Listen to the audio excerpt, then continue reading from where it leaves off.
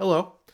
Happy New Year's. That's when I'm recording this New Year's Day. I don't know when it'll go up, so not much point in saying that, but the sentiment's all the same. I'm in a pretty good mood, always in the youthful spirit around this time of year, and I just wanted to make a video that I feel like I want to discuss with people online is Ween's songs because I honestly just love talking about the band, and I'm glad to try and contribute to trying to put lessons out there for their songs. I know I'm not the greatest at what I do as a musician or a teacher necessarily, but I try my best.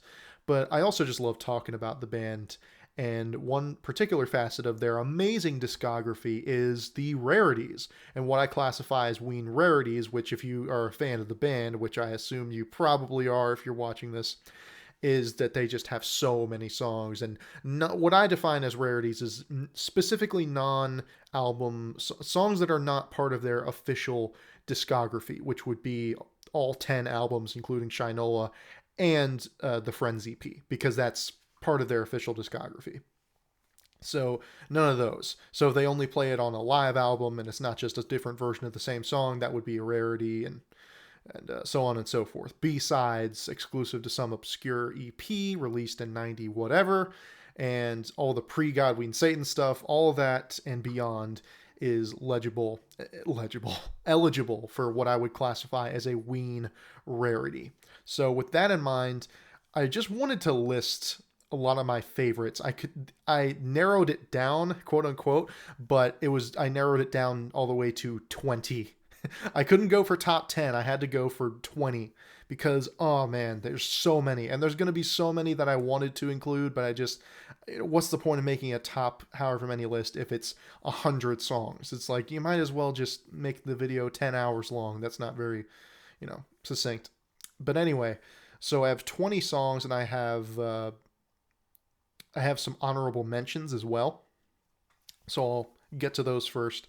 My first honorable mention would be Leave Diener Alone. I figured I should include another one from the I believe La Cucaracha demos and whatnot. So I include that one. It's fun. It's fun to hear Diener talk about himself in the third person like the Hulk. That's pretty funny. And it's a good rocker. So it's in the Ween tradition in that way. It's a very Ween song. Uh, Another honorable mention I had is I I really wanted to include it is The Wind is Whispering. I am unfortunately one of those filthy people who the pre-Godwin Satan super early stuff, when it was basically just the boys shouting and literally just making noise into a tape machine. I can admire that from an artistic perspective and a creativity perspective, but I find most of it unlistenable, if I'm being totally honest. But it has its place in history, and I don't really think of any of that as part of their official discography canon. But The Wind is Whispering is kind of awesome. It's really great. It just sounds amazing. The lyrics are great, and it sends chills down your spine. It's so good. My only complaint would that I feel like it could have used a bit more structure. It feels a bit aimless to a degree. It feels like they just had this one basic idea and kept doing it, which is basically what they did with all of their recordings back then, it seemed. But anyway, it's really cool. Uh, Another honorable mention would be Belvedine. I think he says Belvedine in the song, and it's a really cool kind of twisted song, and it's neat. I like it, although I could see how someone might find it a little grating. Even I find some aspects of it the tiniest smidge kind of grating, so that's why I didn't put it on the list. But it's a really fun, interesting, messed up song.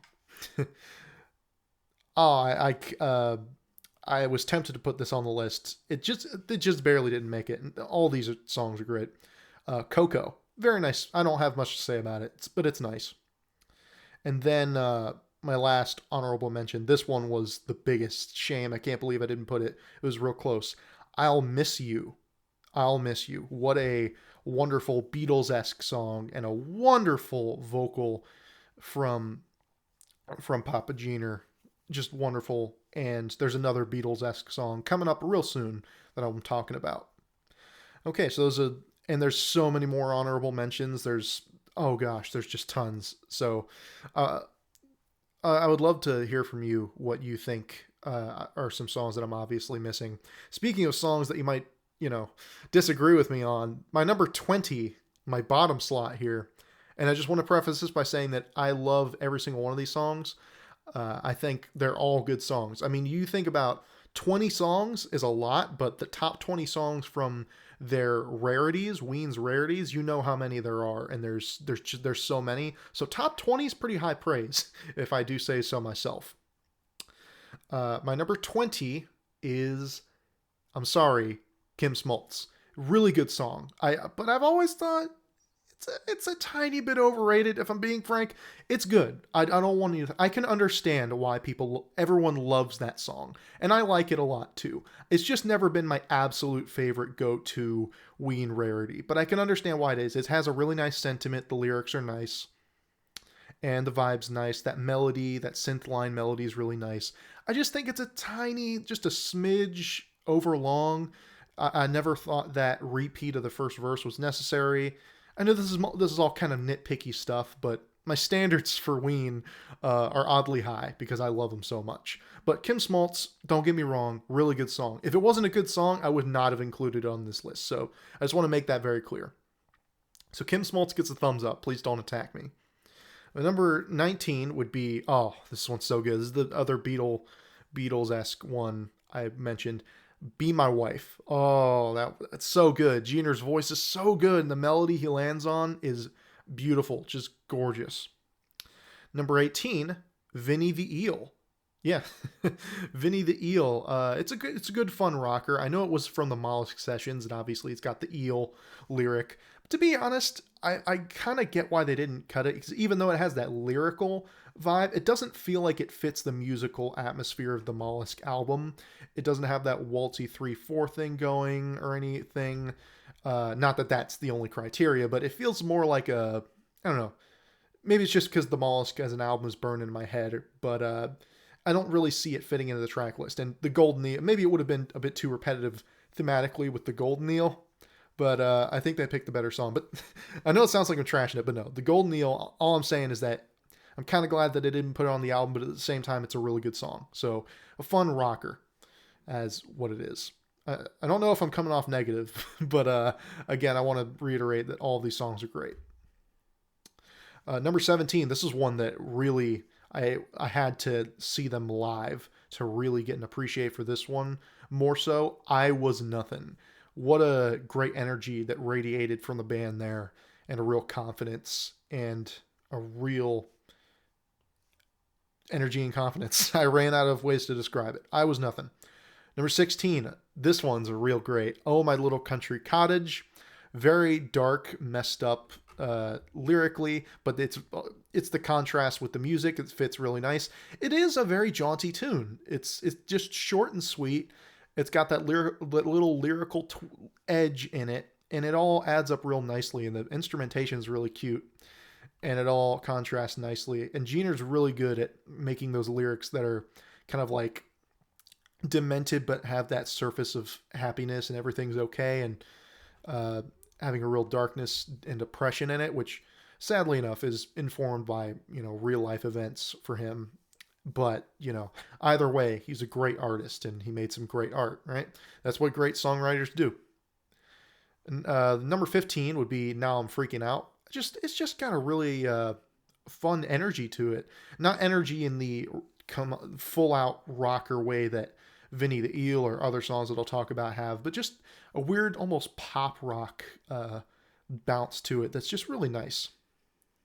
Number 14, Booze Me Up and Get Me High. This one's a big sort of crowd pleaser. Everyone loves this. What really sells me on this is when they keep modulating, they keep going up more and more. I remember the first time I heard it, it just blew me away. I'm like, how many times are they going to keep doing this? It's so great. And there's not a version out there that's bad. I mean, every time they play it, they really just seem to, even if the band is sloppy, not that they're sloppy at all, but even if they're playing it kind of looser one night than they are another, it always just works. It's a really great song, and just a lot of fun. And even the second and third time I heard it, I kind of forgot the fact that they kept modulating, going up so often towards the end. and it always caught me off guard every time I would hear it. I was like, oh man, I forgot that they keep going, and I would forget that they keep going after that, and I'm like, oh man. So it's very re-listenable, you know. So that's great. Number 13, it's the one that's known as among fans is the Argus Part 2. Now I know technically, I think it was just called the Argus originally, and it was uh, for I don't remember when, what release it was on, or what have you, or what demo or sessions or whenever. But I believe it was written before the Argus, as it appears on Quebec, was written, or this demo or whatever it was. It was just called Argus or whatever the story is. Anyway, it's the Argus Part 2. That's what everyone calls it anyway. And it's just lovely. It is just really lovely. And I love how Gina is able to make that those down-tuned vocals have a real soul to them and a real tenderness. It's really great. And I love that little keyboard shimmering effect that's in there. It adds a lot to it. And it's just very nice. It has this weird hypnotic power over me when I listen to it.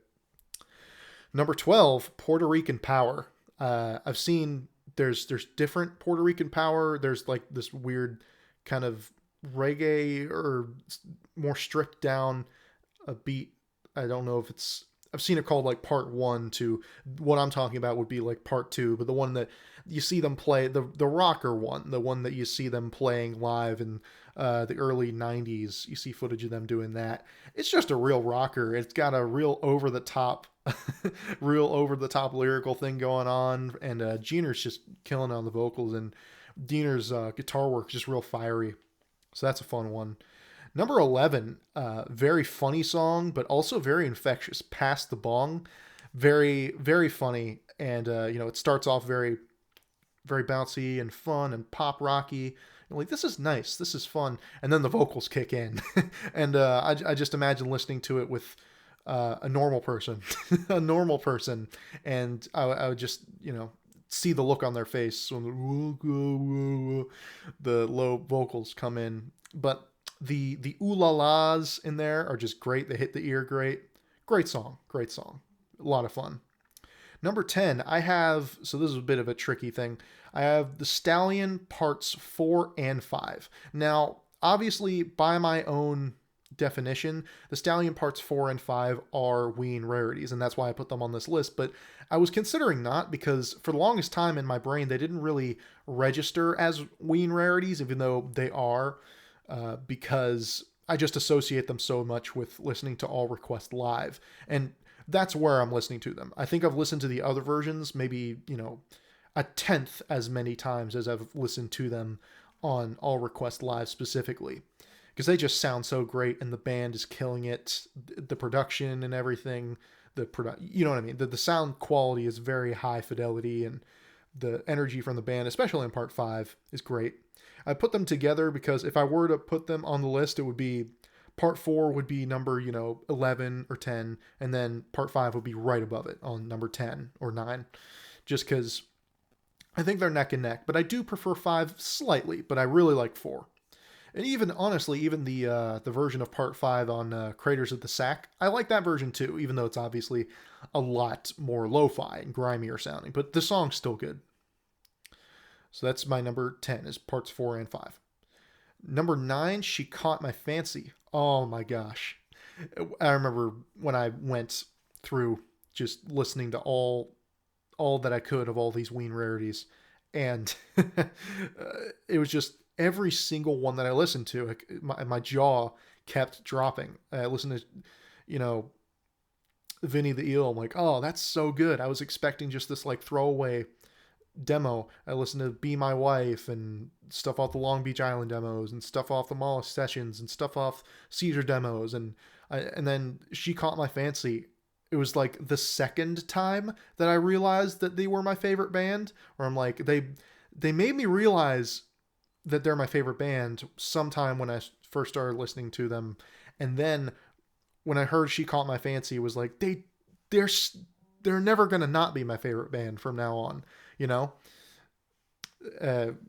basically what I'm trying to say is that She Caught My Fancy is really great. It's not just when they have all these different styles and they got their acoustic or their synthy lo-fi demos or their rocker full band sounds, rarity songs. They all feel fleshed out. They all feel album worthy for the most part. Not every Ween rarity is created equal, in my opinion, but they've got so many great ones. And She Caught My Fancy is it's such a strong song. Really strong song. Really great instrumentation and all that. Number 8, Ooh Va La. Now I know this was this was on Quebec. It was on a promotional version or a European version of Quebec. I'm not sure, but as far as I'm concerned, it's a rarity. Now there's two versions. There might be another. I think there's the electric version on the Caesar demos, and there's the full band version on the Caesar demos, and there's the electronic version is what I sort of call it. It has more of like a reggae electronic influence. I honestly vastly prefer the more reggae influenced, stripped down, I suppose you would call it. I much prefer that. I think the production is awesome. The drum machine's great. The vocals are awesome. Everything about it is great. All the instrumentation. And the rock version is all right. Honestly, it's good. But honestly, it feels like a demo, which it is. But so it feels like the band is just kind of jamming over this repetitive beat, and that's fine. I'm not saying it's bad, but I prefer the more what feels to me like a fleshed out, tighter version in the electronic version. But it's a great song either way. So that's Ooh Va La. My number 7, what a stone cold classic, Long Beach Island. And of course, everyone seems to know that the Long Beach Island tapes were stolen from Diener's car, and I've always felt very bittersweet about that, because at the end of the day, if the artist, in this case Diener, did everything in his power and did not want us to hear them, I think that's a real shame, because if this is what it took to get us these songs, it's really bittersweet, because I know it's against sort of the wishes that they had, but the songs are so good. So I'm sorry, Diener, that happened, but at the same time, man, I don't know why you keep this from us. So, but I'm like, that's why it's tough, because you don't want to feel bad for listening to a great song like that. But anyway, Long Beach Island, such a jaunty tune, and it's the lyrics. It's just so, it would have fit right in on the Mollusk, in my opinion. What a wonderful song, even though it was for White Pepper demo. Number 6, you've heard me talk about this one before, Beacon Light. Just a great all-out rocker. Fantastic stuff. Fantastic all around. Number 5, Wash Me Down. Just beautiful. There's nothing else to say about it. Just beautiful, and it sounds heavenly, and it's great. Number 4, one of the saddest songs I've ever heard in my life, but somehow they made a way for me to want to listen to it over and over again. Eulogy for David Anderson. I'm not going to pretend like I know the story, but I've heard that the David Anderson in question was a friend of theirs who passed away, and that's all I know. I really don't know. But what a wonderful song. Such honest, relatable, human lyrics from Aaron, if I'm assuming he wrote the lyrics. Maybe both of them did. I don't know. But such relatable and honest lyrics, and a wonderful melody that ties it all together. Number 3, Who Dat. I couldn't believe it when I heard the song. That wonderful piano intro, the almost carnival music beat and overall aesthetic going on, but the lyrics contrast with it so well, and there's so much darkness in the lyrics, and the song itself is so good. It's quintessential Ween, if I'm being totally honest, because it's so singular and it stands alone. Fantastic song. Number 2 is I was turned on to this by certain Ween fans who had said that it was really great because there's so many of these Ween rarities that you kind of need to sift through each of them and really evaluate them yourself and give them the proper time. Love will conquer all. What a wonderfully brown recording that also manages to be a legitimately heartfelt song. Just wonderful, wonderful, and it can send chills down your spine. It's so good. That song begs to be covered by just a real proper recording. Maybe the hardcores, what Ween fans would say, no, it doesn't. That takes away from what's cool about it. But you know what I mean. I would love if that were to happen.